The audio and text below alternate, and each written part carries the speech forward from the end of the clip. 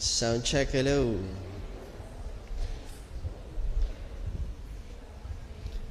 Yan, magandang morning po sa ating lahat. Salamat po sa Panginoon in our third Sunday of April. So, talagang mabilis ang mga panahon. Though tayo nag-aantay ng pagdating ng Panginoon, masumpong tayong nagtatapat sa gawain ng Panginoon. Amen? So, salamat po na kayo ay maaga. Sabi mo nga sa katabi mo, salamat kapatid. At ikaw ay maaga. Okay, tayo po muna ay manalangin. Let us pray. Dakilang Ama, Panginoon, muli kami po ay naglalapit. Ako po ay naglalapit, Panginoon, ng aking sarili, ng aming sarili, Panginoon, na kung saan, Lord, kami ay umaasa lamang sa iyong pagpapaunawa, Panginoon, at pagliwanag ng isip, ng puso sa mga salitang napapakinggan po namin. Sapagkat alam namin, Lord, this is about the spiritual things. And, Lord, outside the Spirit leading, Panginoon, ay hindi ko namin kayang abutin ang kahit simpleng salita ng iyong Biblia. Kaya, Lord, as we always pray, kami po ay makasumpong ng iyong pagkilos. Salamat po, Ama. Pinupuri po namin kahit handaan nyo lagi niyo pong iayos ang aming mga puso sa, Lord, sa katotohanan ng iyong salita sapagkat, Lord, ito ang kapayapaan, ito ang kalakasan at katagumpayan ng aming buhay. O Diyos, ito po ay aming samudalangin sa matamis sa pangalan ng Panginoong Kristo. Amen at amen. Yan. So let us continue our discussion about discipline in the portion, in the part of sexual sin o kasalanang sexual. Bago tayo matatapos tayo dito sa bahaging ito, balikan ko po yung last Sunday dun sa Deuteronomy. Yan. Buksan muna natin ang ating mga Bible sa aklat po ng Deuteronomio. Yan. Sa Tagalog ay sa chapter 22. Ito po yung alam natin may mga panuntunan po tayo patungkol sa disiplina, how we should really apply a right understanding and action sa mga kapatid na nakalanghina at bumagsak. Paano natin ito ibabalik at ipapahayag sa kanya na siya'y muling lumakas, magpatuloy at maging kaluwalhati sa Panginoon. Yun po yung esensya ng ating discipline. Na siya'y maalagaan at patuloy na maging bahagi po ng ating iglesia. So, meron pong iba't ibang mga panghina. So, paano po natin yun binibigyan ng pag-abot? Yan. Sabi po ng Deuteronomy chapter 22, yan. Ito po yung batas ng kabutihang asal, verse 13, na kung saan po ay yung nasumpungan po yung babae na hindi po siya malinis. At ang lalaki dito ay nag-accuse sa kanya na hindi na siya malinis at siya ay pag napatunayan, siya po ay dadalhin sa pintuan, sa harap mismo ng pintuan ng bahay ng kanyang ama. At kung napatunayan siya ay hindi malinis dahil sa pakiapid, sa kasalanang sexual ng pakiapid, ay siya ay babatuhin hanggang sa mamatay. At kung hindi naman nga po ito ay totoo, ay magpapatunay ang ama na na malinis ang kanyang anak na babae at ganun niya itatayo, ipaglalaban ang puri ng kanilang pamilya. So sapagkat ang kapurihan ng mga anak ay kayamanan at karangalan po ng pamilya. So ngayon dito, ang naging usapin po natin ay bakit babae lamang ang seems to be ay binibigyang pansin. Tanong ni nanay, bakit babae lamang binibigyan pansin na dapat maging malinis? Bakit in other side ay hindi pinapakita ang pagiging malinis ng lalaki na dapat malinis, patunayan din ng lalaki na siya'y malinis, na siya ay berhen. So, ngayon ay wala naman nga pong naulit dito, but kung ating titingnan ay sa mga following verses po, ay kumbaga seems to be harsher or more, sabi nga ay more on focus sa babae na parang ano nga to, unfair naman sa babae na magpapatunay na siya'y malinis. Paano ang lalaki ng Old Testament dapat siya din ay maging malinis, tama ba? In both sides na dapat ay pure ang mag-aasawa. So kaya lang walang sinabi nga po dito na sa other side sa lalaki. But bakit parang sabi nga ay unfair naman sa babae? But tingnan naman po natin sa following mga verses. Na verse 22. Deuteronomy chapter 22 verse 22, tapos na po yung usapin patungkol sa kalinisan ng babae, pagiging malinis ng babae bago ikasal. Pagdating naman dito sa lalaki, verse 22, kung ang isang lalaki ay masumpungan na sumisiping sa isang babaeng may asawa, ay kapwa sila papatayin, ang lalaki na sumiping sa babae at ang babae, gayon mo aalisin ang kasamaan sa Israel. So lalaki po ang binibigyan namang pansin dito na kung saan if a man sleeps with another man's wife, they are both put to death.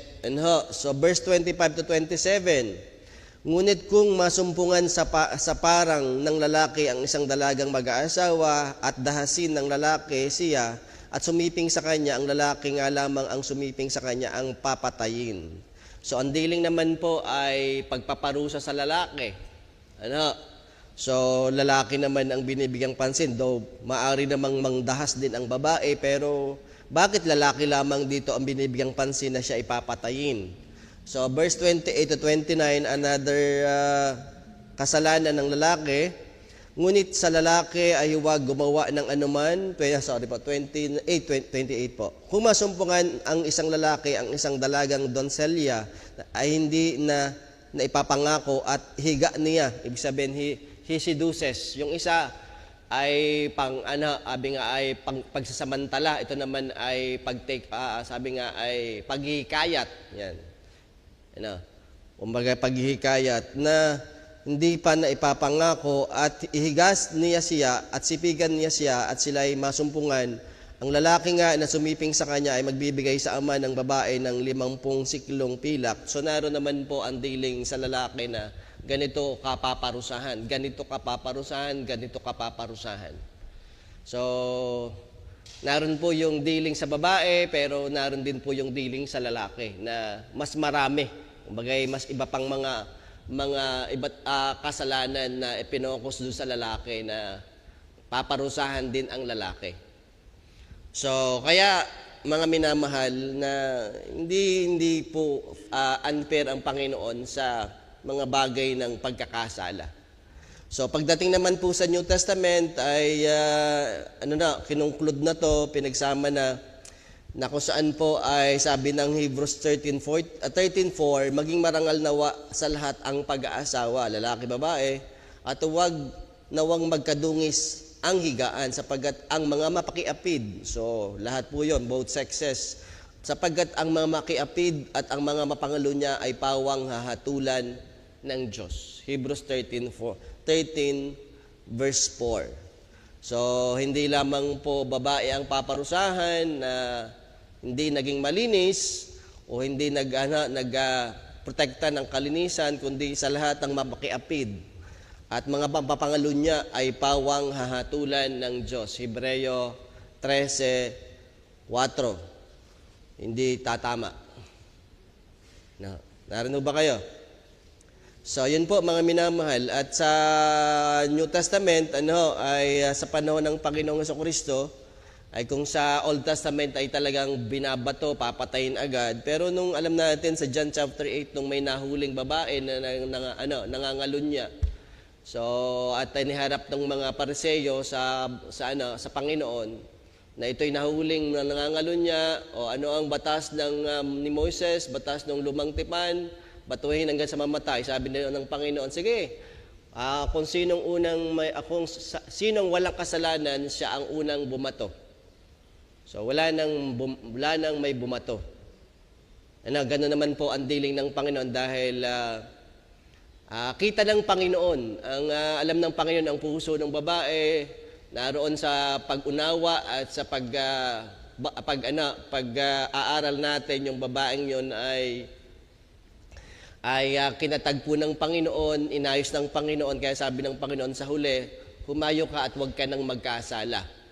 Huwag ka nang magkamali. Of course, naroon yung pagkilala ng babae na siya'y nagkasala at nisper siya ng Panginoon sa biyaya ng Panginoon, sa awa ng Panginoon, na kung saan po ay ang kanyang pananalita ay humayo ka at huwag ka nang magkasala.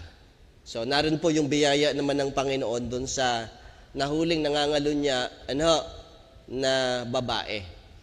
So, naintindihan ba natin yung ating pinag-aaralan?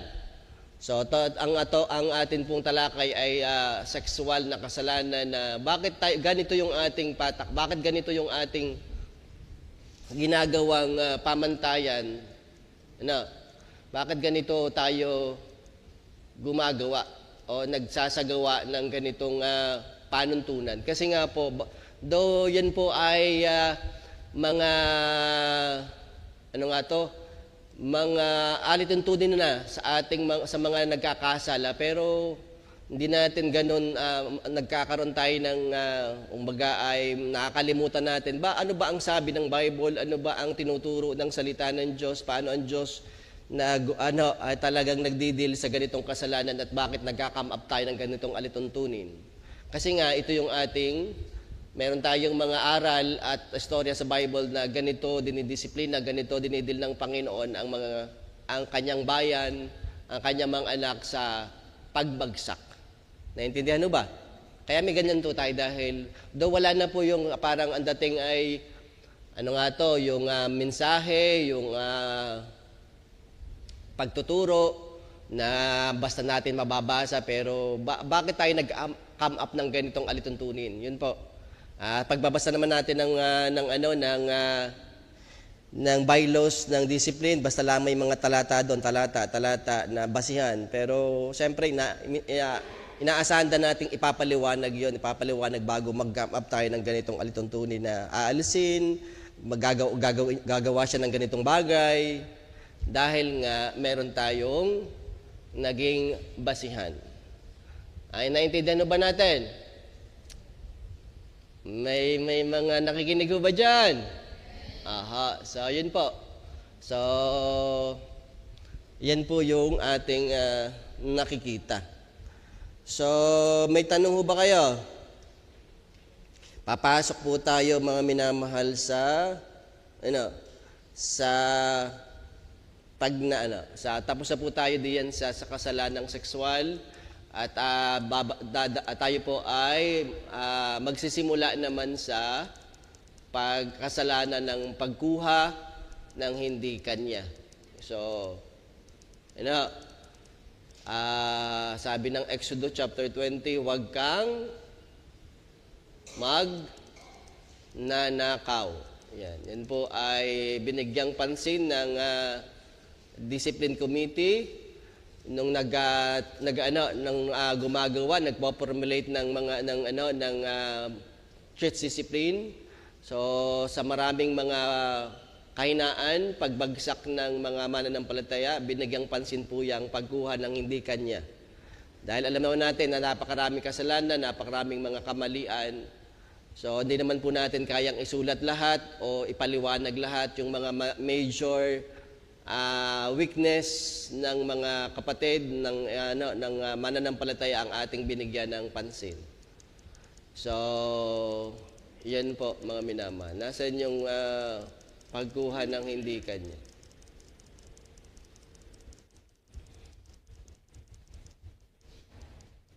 Nga po, So bago po yan mga minamahal, habang inaayos po ay basahin po natin ang ating Biblia sa Efeso. Yan. Ephesians chapter 4. Paki-plus naman nga po doon sa pagkuha ng hindi kanya o pagnanakaw. So bago tayo umalis, meron ba kayong tanong doon sa kasalanang sexual? Tapos ako tayo doon. At maaari naman pong tayo ay bumalik, kaya lamang hindi na tayo makausod kung tayo ay alam natin napakarami pang usapin, pagpapaalala, pag-uulit patungkol sa ganitong bagay. But for this time, kung wala naman po kayong tanong, wala naman kayong gustong i-clarify, ay punta ho na tayo sa usapin patungkol sa pagnanakaw. Kayo ba ay nanakawan na? Hoy, nanakawan na ho ba kayo? Aha, nanakawan na ho tayo. So, may mga usapin patungkol sa pagkuha ng hindi kanya. Baka kasi ay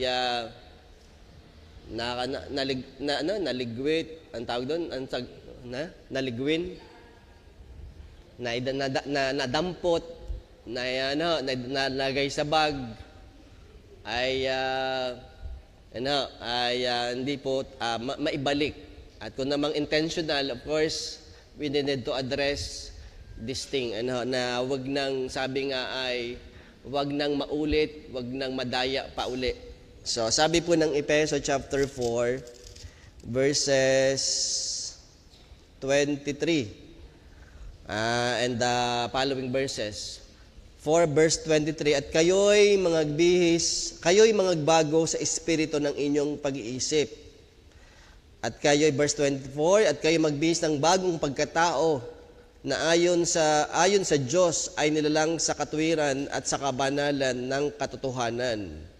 Jump na ho tayo sa 28.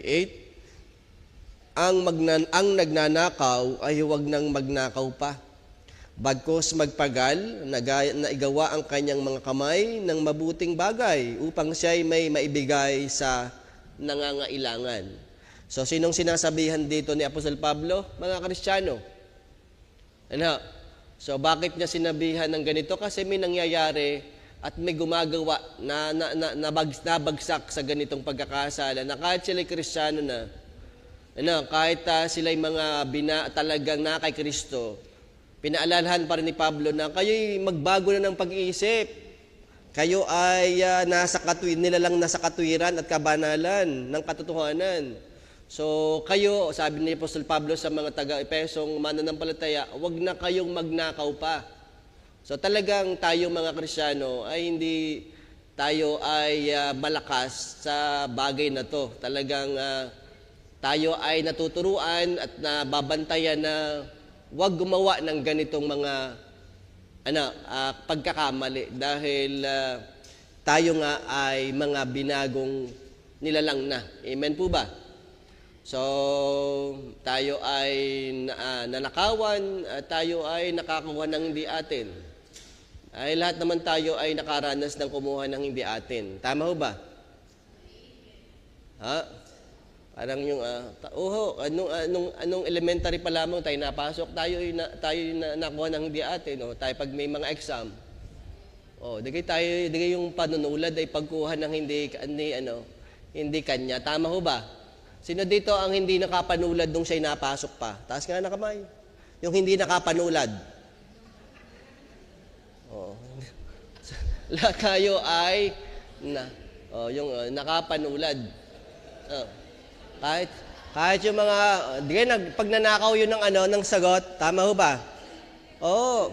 Kahit yung matatalino, ay nakagaya ng sagot. Ha? Sa galingan ng pagtulag, teacher, sabi, Jobe, nanulad ka, no? Sabi, hindi po. Hindi po. Pati pangalan kasi tinulad mo eh. Sa mga minamahal, lalo tigit nung ako ay napagusto sa pag-aaral ng bisikleta, ay talaga naman, kung paano ako makakumpit ng 20 pesos ng mga barya sa bulsa ng aking tito, ng aking mga kapatid, ay hindi ako. Sa mga minamahal. At ngayon, kayo ba ay nakakapagnakaw? Opo, sino dito ang faithful sa tithes? Ha? Sino dito ang hindi ang talagang matapat sa pagbibigay ng ikapo? Lahat tayo mga minamahal ay nangyayari sa ating hindi talaga tayo nagtatapat, nakakuha ng hindi atin. Tama ba? Oho. So kaya po lahat tayo ay didisiplina. Ididisiplina. O dapat palalahanan. Amen? So mga minamahal, magbago na po tayo. Dahil yung pagnanakaw ay hindi po disenyo ng Panginoon o kalooban ng Panginoon sa mga binago na. So mga minamahal, ano ba ang panuntunan ng simbahan sa pagnanakaw? Yan. Bago natin siyempre ating ipaalala sa atin ang ganitong panuntunan ay ano ba ang malalim na turo ng Diyos kung bakit tayo ay hindi na dapat gumawa ng ganitong kasalanan. Kasi nga ang pagnanakaw mga minamahal, yan ay gawain ng hindi mananampalataya. Tama po ba? Nang walang espiritu ni Kristo. Tama po ba? Sino yung si Judas? 'Di ba? Sabi nung si Maria, sabi ni Maria, maghahandog si Maria ng mahalagang ungwento. Sabi naman ni Judas, pangunahin si Judas, "Oy, bakit ka nag-aaksaya? Pagbibilisan na 'yan para sa mga dukha." Pero kung babasahin niyo sa mga following verses, hindi niya iniisip ang mga dukha, iniisip niya ang kanyang sarili dahil siya ay magnanakaw. Tama ba? Nabasa niyo 'yon? Talagang specific sapagkat he is a thief. Siya'y magnanakaw. Kasi po yung gawain talaga po yan. Naging ay, kasi nga, ang hindi mananampalataya, wala yan sa Espiritu ni Kristo, Espiritu yan sabi nga ng mundo. Siyempre, ang mundo, kung ano ang gusto ng laman, gusto ng katawan, ay yan ang hinahabol. So, ang gawain po ng pagnanakaw ay gawain ng walang Jesus sa puso, kundi may Judas sa puso. Tama po ba? So, yun po mga minamahal. So, yan po. Ngayon, makita natin mga minamahal na ganun na lamang siya dahil he is living without purification. Wala po siyang kalinisan.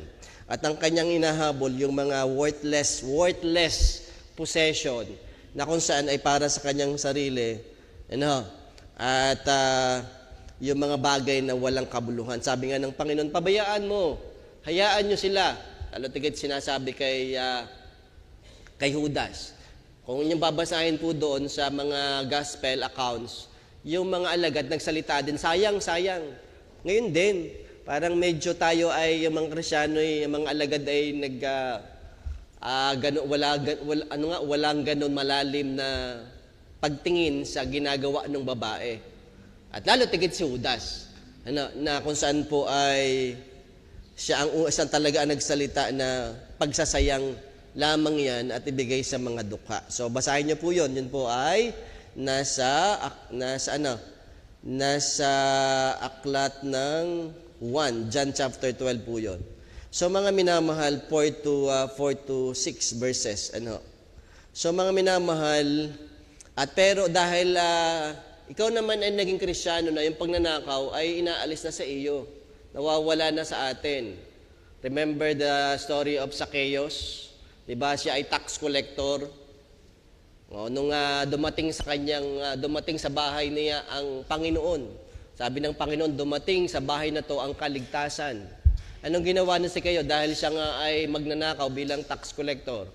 Sabi niya, on that time of conversion, Panginoon, ibabalik ko ng makaapat ang mga nasingil ko. Kasi yun nga ang law. Sa Deuteronomy o sa Leviticus, talagang pag ikay nang nagnakaw, 4 na beses mong ibabalik. At he is aware na talagang ibabalik niyang imakaapat. At bukod sa makatuwiran ang kanyang gagawin, naroon agad yung kabanalan. Ibabalik niya ng makaapat dahil yun ang utos. At sabi niya, kalahati pa ng aking paghahari ay aking pagbibili at ibibigay sa dukha. Amen? Naroon na talaga yung pagbibigay. Yung pag-abot sa mga nangangailangan. Na dahil siya may dumating na sa kanyang kaligtasan, naroon ang Panginoon sa kanyang buhay. Hindi na ang pagnanakaw ang nasa kanyang puso, kundi pagbibigay na sa Panginoon at pagbibigay sa nangangailangan. Amen po ba? So yun po, ang pagnanakaw ay inaalis natin. Talagang yan ay pinaglalabanan natin dahil hindi na yan ang ating pagkatao. Hindi na yan ang ating kaisipan na makakuha ng hindi iyo. At makinabang ng hindi mo naman pinagpagalan. Amen po ba? So mga minamahal, kaya po, pag hindi iyo ang pagkain, mga kabata, pag hindi iyo ang pagkain, sabi ng magulang, ito sa iyong kapatid. Dahil kay hating kapatid, ay marami mga anak, wala. Hindi, akin po, malaki. Akin na po yan lahat yan, Pagkuha din ng hindi iyo yan, tama, yung mga simpleng ganon. Yung hindi iyong gamit, ay iyong ginagamit, at yung kinakain na hindi naman iyo na, ay yun ay pagkuha ng hindi iyo. Tama po ba? Nariyan ho ba kayo? Yung hindi naman iyong damit, iyong sinusuot, hindi ka naman nagsasalita, sabi, amen po ba? So, mga kaunti po yung mga paalala. Amen po ba? Kaya pag kayo nakakita diyan ng mahalagang bagay, cellphone na iwanan, ng pera, ng mga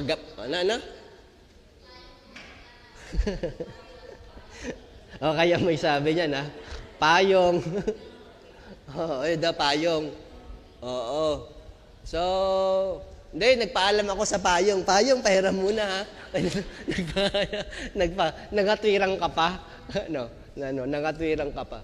So, mga minamahal, So, wag na tayo, sabi nga ni Apostol Pablo, magbago na kayo ng pag-iisip. Amen?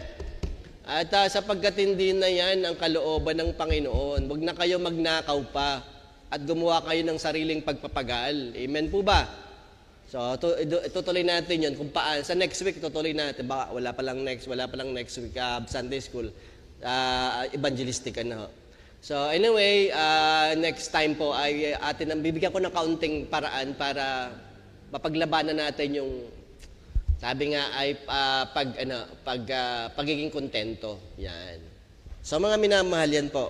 Di na tayo sa pagnanakaw. So mga minamahal, yan po ang nais nating ipaalala. So may tanong ho ba kayo? Nanay. Sige po.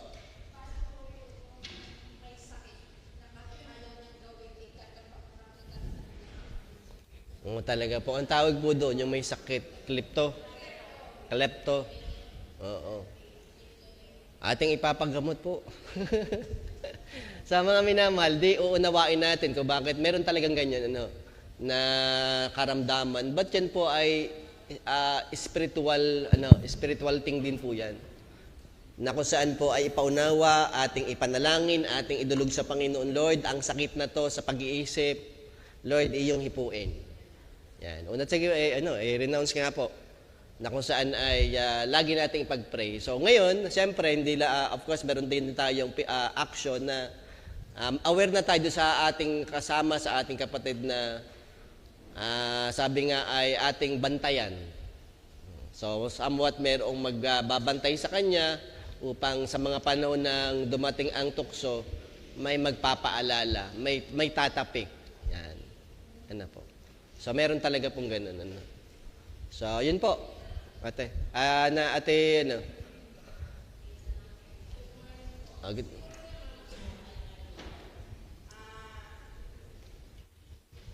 Good morning po. Siguro naman po, tayo ay malalim na sa pananampalataya nandito. Parang parang iniisip ko lang, ay siguro hindi naman po, hindi ko naman pinagbibintangan yung mga bago, ganon. Hindi naman sila aware sa ganon.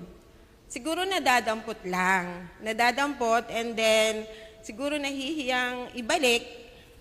Ngayon naman tayo na malalim na sa pananampalataya, ingatan natin yung gamit natin para wag na tayong makadulot ng kasalanan sa ating kapwa. Apo. So, other side naman po ay we must also protect na tayo ay mag-ingat din na talagang walang malakas, lalo tigit pag nariyan, nakita na bukas ang iyong bag at kita yung wallet mo, makapal, yung pala'y mga resibo lamang. Katulad ko, kala nyo gay, ari ka, anong kapal na rin, puro resibo yan, ID. Sa mga minamahal, what I'm saying ay, yun nga, hindi nakita natin yung ating mga kapatid na huwag naman nga bigyan natin nga ng daan ang jablo. Dahil sa panahon ngayon, higit sa panahon itong nangangailangan, so huwag na pabukas-bukas yung ating bag at nakalabas yung ating makapal na wallet na seems to be may laman. Sana nga'y may laman. Sana nga'y may laman.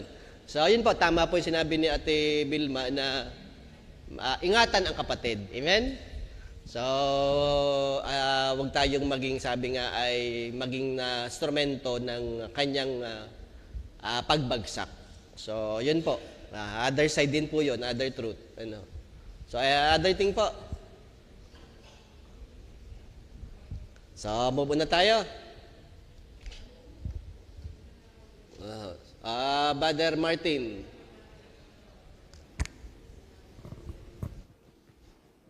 Good morning po. Yung kay Zacchaeus po, nasabi niya na kalahati yung kanyang ibibigay. Bakit hindi buo or hindi lahat? Hindi lang, hindi ba masama sa sarili natin na hindi masama na magtabi para sa atin? Or para sa pamilya natin? Kung ikaw si Zacchaeus, ibibigay mo lahat. Ay, kumpara po sa Panginoon. Ate Ibad, gawin mo ngayon.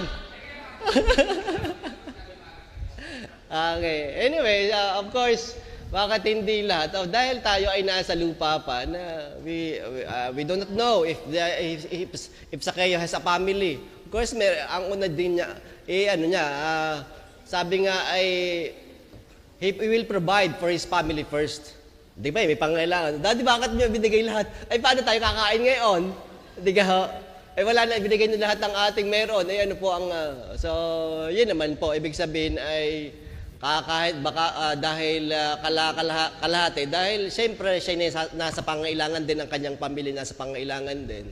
So ano ang means of provision? Ano ang means of living kung lahat nga ay ibibigay niya? Hindi naman ang Diyos sabi nga ay kinukuha ang lahat. Kung kinukuha lamang niya ang kanya, diba do sa sweldo, ang kinukuha naman niya yung 10%. Bakit Panginoon 10% lamang? Oo. Hindi bakit 10% lamang? Pwede naman nating itaas. Ang standard lamang, ang minimum ay 10%. But meron dito nagpa-practice na 20%. Amen?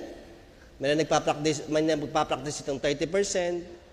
At more than to this minimum ay tayo ay nakapagbigay. So, yun kapatid, I think dahil natikit na sa pangailangan, siya ay nasa pangailangan ng buhay at kanyang pamilya.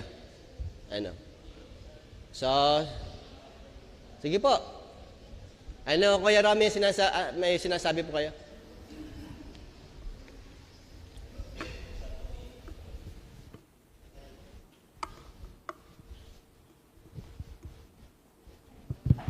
Hello. Yun pong aming usapan na rin. Yun naman pong kay Zacchaeus, hindi naman po lahat ng kanyang gawain ay siya ay nagnanakaw. Ang takbo doon dahil siya talagang tax collector. Apo. Ngayon, ang wording doon sa Bible, kung sakaling ako'y nakakuha, nakapagnakaw, ay babalik ko ng times 4. Yun ang wording doon. Apo. Though may kanya-kanyang silip, but most common acceptance or understanding sa tax collector, doon sa pag-aaral sa background ng Israel, tax collector were known to be deceiver. So, kumbaga, most of the conviction or understanding, ang mga tax collector ay they collect more than to what being collected, must be collected. Yun nga po, sinasabi na ako, kung nakapagdaya ako sa bahagi niya, tati, pabalik ko ng times 4. Oo nga po, ang ibig sabihin ay, though naroon nga po yung wording, but ang acceptance po ng sa background, pag-aaralan nyo po ang Israel history, politician ay talagang sila ay nakuha ng hindi patas. Kaya po, ang sabi niya, ganun po ang salita niya. At bakit naman niya sinalita yun? Another side, bakit naman niya sinalita yun? O, ito, isa pang isip. Bakit kung hindi naman nga niya ginawa, bakit pa niya sinalita yun? O, bakit pa niya sinalita yun? Kung wala naman nga siyang ganong kalagayan. So, yun po ang aking bakit niya sinalita yun kung hindi naman siya guilty doon? So, yun po, kuya, ang ating pag-aaral. Sige po. Other thing. Sige po. Wow. Katights na tayo ngayon. Ninanakaw yung 10%. Pag hindi 10% yung binibigay sa Panginoon, ninanakaw sa Panginoon. Sabi po ng Malaki 3:10, ninanakawan niyo ako. Hindi po. So, dun sa 10%, hindi ko alam kung tama itong ginagawa ko. May laan po talaga ako na para 10% sa Panginoon. Pero not actually sa church ko po binibigay. Kasi ang akin pong 10% ay nakahiwalay para po sa gawain ng Panginoon. Apa. Yun po ang aking pamantayan doon sa 10% at more than 10% pa minsan yung nangyayari. Dahil kasi po, dinidistribute ko yon sa gawain ng Panginoon. Hindi po lahat actually nakalagay doon sa sobre. Pero meron po siyang sa gawain sa Panginoon. Hindi ko po alam kung yun ay tama. Pero yun po ay naka-separate. Minsan po ay more than 10% yung nagagawa ko. Kasi nga po, yung halimbawa, may ginawa ako, may gawain para sa Panginoon. And then, doon ko po kinukuha. Apo. So, in proper practice naman po, sabi po ng Corinthian, ay dalhin nyo ang inyong ambag sa iglesia o sa Corinto, sabi po, in the church. Kumbaga po, ang ambagan natin ay dalhin ninyo sa ating pagtitipon, sa ating iglesia. So, ang nais po nating i-point out ay let the church disseminate or spend these offerings, these tithes ayon sa nakikitang pangailangan. So, kumbaga po ay ang church po ang binigyan ng management sa paggastos, sa paglalaan ng kaperahan sa iba't ibang mga. Kasi po kung ganun po yung ating thinking ng lahat o na majority ng lahat, ay hindi magiging proper. Kung ang thinking ng bawat ng marami, kahit ng marami ganyan, so hindi po nasa kaayusan. Kumbaga ay mahirapan ng church sa pagmamanage na kung ano ang ating bibilhin, kung ano ang ating kagagastusan dahil may kanya-kanyang management ang bawat membro. Ay dito ang aking gusto, kaya nga meron si pastor po na church administration na ngayon na tinuturo na we are not synchronized, somewhat our programs ay hindi synchronized, kaya po kalat tayo. Hindi tayo hinihit natin yung isang objective na ganito tayo pupunta, dito tayo pupunta. Kung ang kaisipan po ng lahat ay ito ang aking gustong puntahan, ito ang aking gustong gastusan, mahirapan po tayong makapag-establish, makapagpundar. Tama po ba? So yun po yung ating nakikita. So let the church, let our pastor do this thing na siya po yung binigyan ng Panginoon ng leadership. Leadership in all areas. Amen? Lalo tigit po sa kaperahan. Narin ba kayo? So yun po, kumbaga, lalo tigit sa mga special offering, sa mga missions. Alam natin na though we help the missions, but sabi nga nung ating announcement, kung kayo ay tutulong sa missions, pagsama-samahin na natin yung magkakaroon tayo ng special offering at ibigay natin sa Kanya ng buo, ng mas malaki. Kumbaga, pinagsama-sama ng kahit natin kaunti, pag nagpagsama-sama, malaki po yan. Mas malaking tulong. At saka ang pagpapasalamat ay hindi sa individual, kundi ang pasalamat niya ay sa church. Kasi pag individual parang nagkakaroon ng attachment na kung saan itong taong ito kaya nga sabi, huwag malaman ng kanang kamay ang ginagawa ng kaliwang kamay, kundi ang talagang ang papuri, ang pagpapakilala ay ang church, ang kabuuan ng church ang ating pinapasalamatan, hindi yung isa lamang. Kaya ang daming kapag hindi alam nung recipient, talagang ang pasasalamat, ang pagkilala hindi lamang sa isa kundi sa lahat. Amen? Kundi sa kabuuan na ang naitataas yung kabuuan, hindi po yung isang mga individual lamang. So yun po mga minamahal, yun po yung paalala natin na kaya meron tayong offering envelope dyan na halimbawa, meron kayong help sa needy, help kayo sa missions, may help kayo sa Bible ministry. Pagsasama-samahin po natin yan at ibibigay natin doon sa kinauukulan, pinatutungkulan. So, yun po. Naintindihan mo ba? So, yan po, mga minamahal. So, napapunta po tayo diyan. But, alam ko namang nakakatulong at nakakapagpaalala. Amen? Nakakapagpaalala po sa atin sapagkat may mga bagay nga po tayong nagagawa. So, tuloy na tayo. Ba't wala tayong orasan?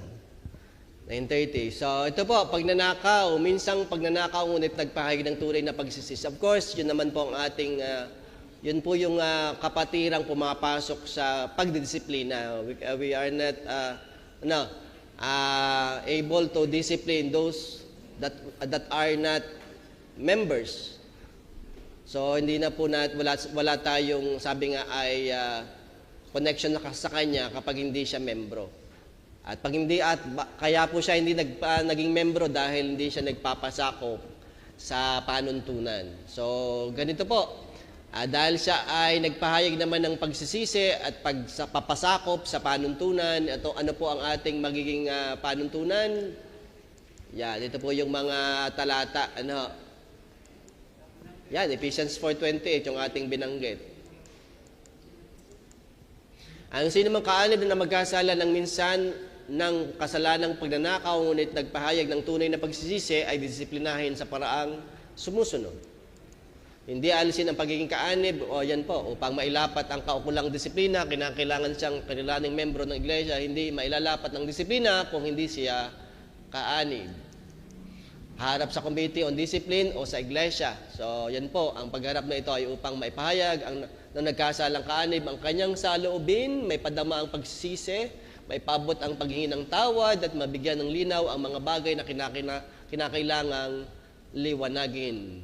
Bilang protection sa kaanib ng nagkasala, bibigyan siya ng pagkakataong pumili kung saan niya gusto, kung saan niya nakaloobang humarap sa Committee on Discipline o sa iglesia. Suspindihin ang kanyang karapatang humawak ng anumang posisyon sa iglesia. Pag-aaralan ng Committee on Discipline ang ginawang kasalanan, tatayahin ang bigat ng pagkakasala at haba ng suspensyong ipapataw base sa mga sumusunod.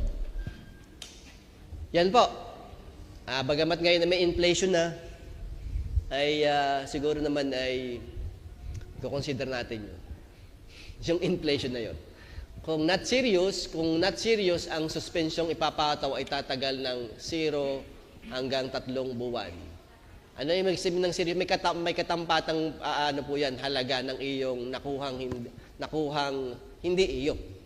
Kung serious, ang suspensyong ipapato ay tatagal ng 4 hanggang 12 o 1 taon. Kung very serious, ang suspensyong ipapataw ay tatagal ng 1.5 lampas ng 1.5 taon.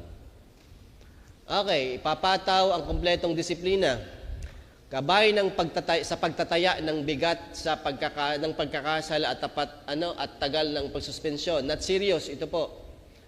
Ang halaga ng ninakaw ay mababa sa 1,000. Ang epekto ng kabuuan na hindi ganoong kaseryoso. So 1,000 laan naman, kumbaga ay mababa na yung 1,000 ngayon, tama po ba? Kaya yun ay kinoconsider natin not serious. Nagsasabi sa Bible ang kasalanan ng kaunti ay may palo ng kaunti. Ang kasalanan ng malaki ay may palong marami din, malaki. So yun po ay ating binibigyang pansin. Ang serious, ang halagang ninakaw ay 1,000 to 100,000. Epekto sa kabuuan ay seryoso. Ang very serious, ang halagang ninakaw ay mataas sa 100,000. Ang epekto sa kabuuan ay malubha. So malaking bagay na po yung 100,000 ngayon. So yun po, alam natin may mga kaukulang buwan kung ikaw sa iyong suspension. So yan po ang basehan natin o naging kaisipan natin sa ganitong mga kalagayan. Merong tayong kategoryang not serious, merong serious at very serious. May tanong ho ba?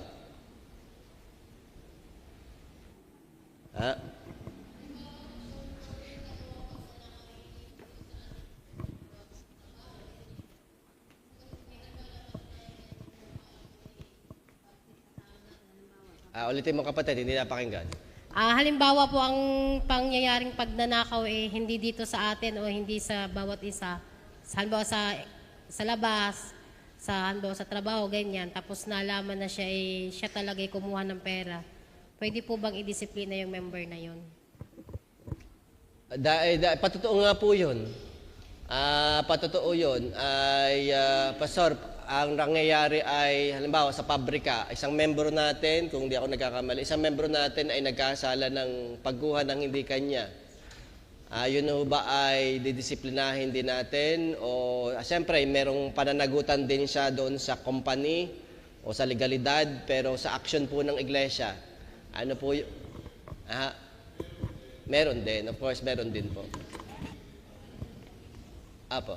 Sa pastor, paki-mic naman po at hindi po napakinggan po yung... Meron din. Ang committee ang mag-uusap niyan dahil yung patutuo mo ay iyong...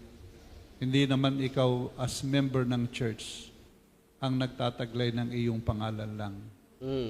Ang buong church ay connected doon. So, sino ikayang taong iyan?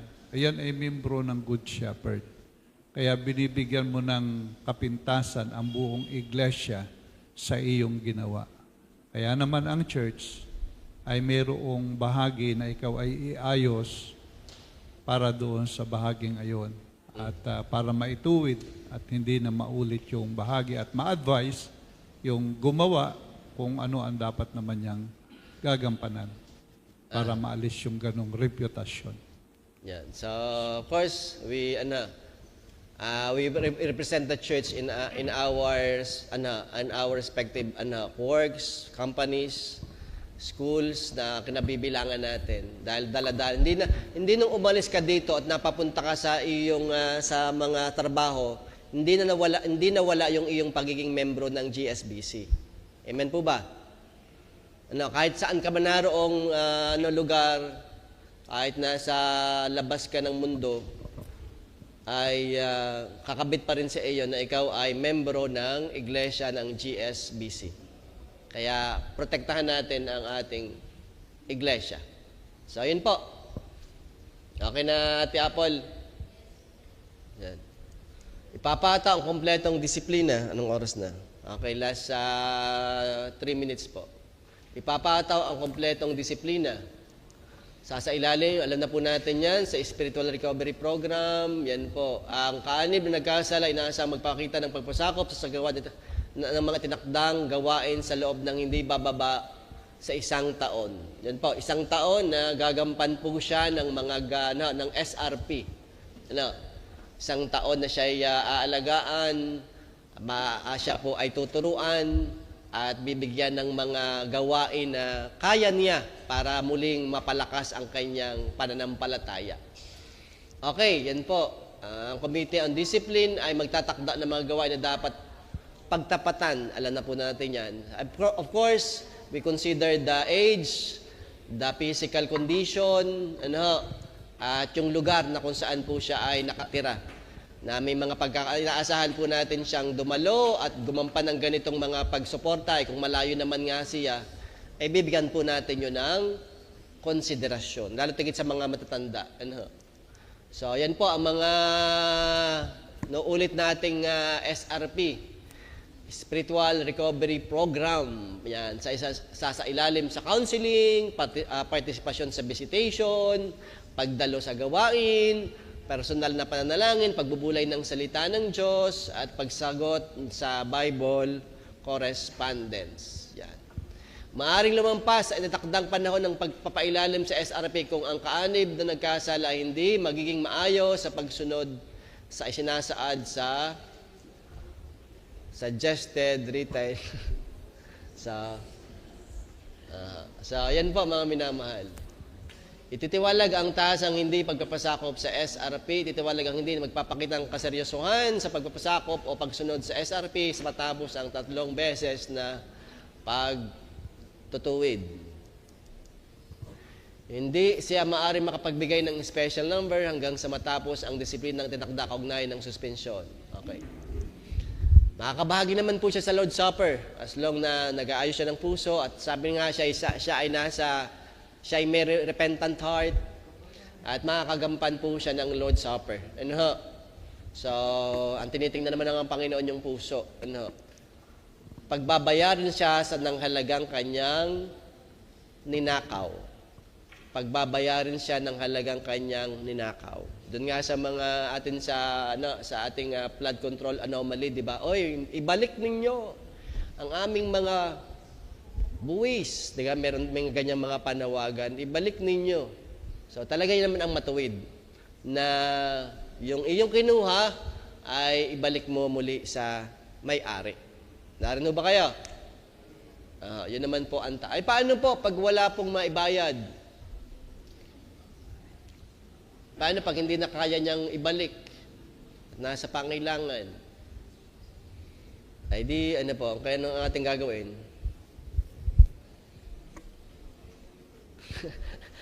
Brother? Matindi ka. Ikukulong daw po. Pakukulong daw po ni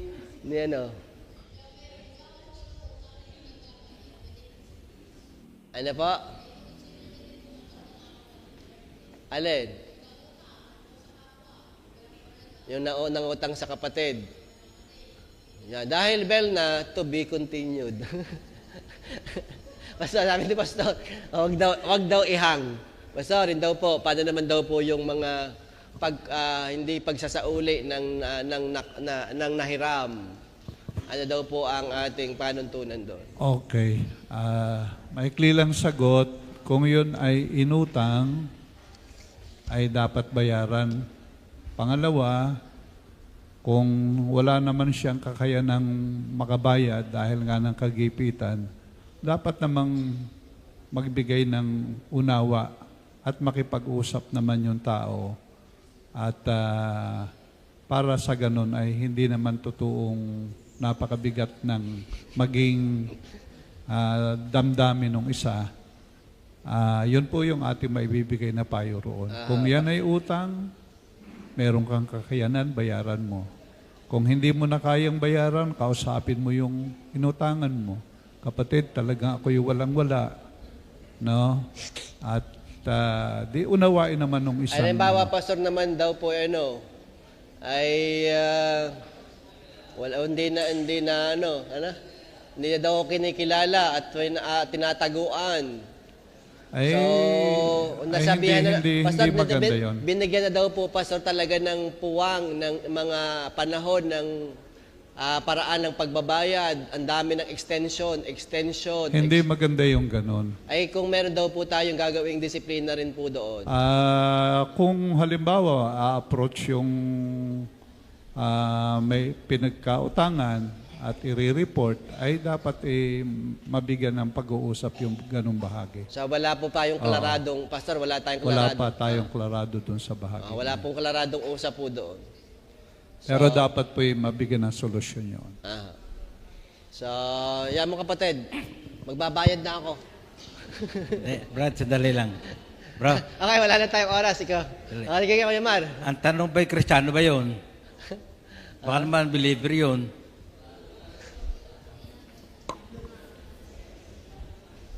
Sige po. Kasi pang hindi Christian lang yan mga tanong bahala yan na eh. ang Panginoon sa Kanya. Hindi pang Kristiyano yan mga tanong yan. Dapat pang Christian lang. Sige po, tayo na. Ano sasabihin natin, anong gagawin natin, Kuya? Tatanggalan natin ng kaligtasan. Tatanggalan na lang natin ng kaligtasan. Sige po, ating itutuloy. But napapaalalahanan po tayo kung paano natin pinapanatili ang kaisan sa loob ng iglesia. Amen po ba? Dahil sapagkat we know, isang araw tayo ay harap sa Panginoon. At tungkulin ng bawat isa, tungkulin natin na sa pagharap natin sa Panginoon na tayo ay kapuri-puri. Amen? At alam nating wala tayong pananagutan sa Panginoon. So yun po yung ating dulo ng ating pag-uusap. Tayo ay mga anak ng Diyos, tayo ay iglesia ng Diyos. Kakitaan sa atin ang binagong buhay at patuloy na binabago araw-araw. Tayo po'y manalangin. Let us pray. Dakilang Ama, Panginoon, salamat po for this morning. Salamat po, Diyos, for all of our Sunday school classes in a different approach, teachings, Panginoon, and feeding, Panginoon. Salamat po na may ganito kaming mga klase na umaabot sa aming mga kaisipan, sa aming mga paglago, O Diyos. At salamat po sa church, Panginoon. Alam namin, Lord, it's about how the church care for each member of this body, Panginoon. Tutulungan niyo po kami, unatigate sa panguna po ng aming pastor, hindi po madali. Lord, ang lahat ng kanyang kinakaangan, ng lahat ng kanyang pinapangunahan, but we know, nariyan kayo at nariyan po ang iglesia na magsama-sama para po, Lord, sa kapurihan ng iyong pangalan at kalakasan, katibayan ng mga kapatiran. Salamat po, O Diyos. Ito po yung aming samudalangin sa pangalan ng Panginoong Jesucristo. Amen at Amen.